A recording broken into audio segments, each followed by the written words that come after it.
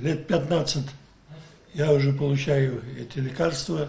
Фуат Шайдуллин – один из тех, кто отказался от денег в пользу лекарств. У мужчины диабет. И в борьбе с болезнью выбрал соцпакет. Признается, за столько лет о выборе не пожалел ни разу. Мнений не было, тут однозначно.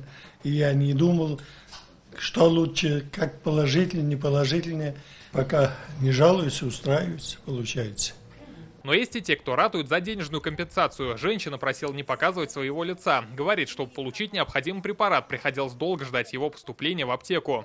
Те, которые вольготно дают лекарства, не всегда помогают. Или там говорят, давайте как бы заменитель там другой, это давай купите, дешевле будет, там как акция.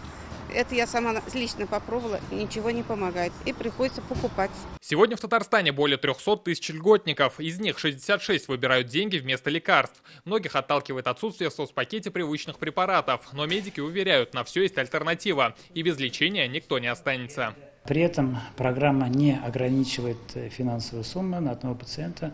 Она может выделяться сколько нужно для конкретного человека. Чаще всего пациенты выбирают деньги, а не таблетки, потому что их просто может не оказаться в аптеках. Но парадокс в том, что чем меньше отказников, тем больше будет лекарств. Из этого фонда и формируется бюджет программы. Выбирая соцпакет, льготник может рассчитывать на регулярное получение лекарственных препаратов. В набор также входят санаторно-курортное лечение и бесплатный проезд на пригородном и междугородном транспорте к месту лечения и обратно. У каждого человека есть право выбора, или социальный пакет, или же денежная компенсация.